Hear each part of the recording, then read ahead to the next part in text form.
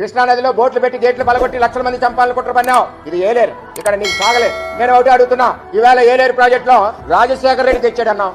2006 నుంచి తెలుగుదేశం పార్టీ పిఠాపురం పోరాడుతా ఉంది. 1,00,000 సంతకాలు ఉద్యమం చేశాం, కలెక్టరేట్ ముట్టడి చేశాం, పాదయాత్రలు చేశాం, ఎన్నో ధర్నాలు చేస్తే ఆ రోజు 2009లో రాజశేఖర రెడ్డి భయపడి ఒక జీవో ఇచ్చి పిఠాపురం కాకుండా ఇక్కడికి వస్తే ప్రాబ్లం ఉందని చెప్పి ధర్మవరంలో స్టోన్ వేసి వెళ్ళిపోయాడు. ఆ తర్వాత 2014లో చంద్రబాబు నాయుడు నిధులు ఇచ్చి ఫేజ్ 1 70% పనులు చేశాం, స్లూయిస్లు కట్టాం, కాలువలు తవ్వాం, అన్ని రకాల పనులు 70% పూర్తి చేశాం. నేను అడుగుతున్నా, 2019 నుంచి 24 వరకు మిగిలిన 30% ఎందుకు పూర్తి చేయలేదు? నువ్వు చేసావా అసలు? ఇవాళ మాట్లాడుతున్నావు. అలాగే ఇంకోటి అడుగుతున్నా, ఈ నియోజకవర్గానికి 2 ఇబ్బందులు.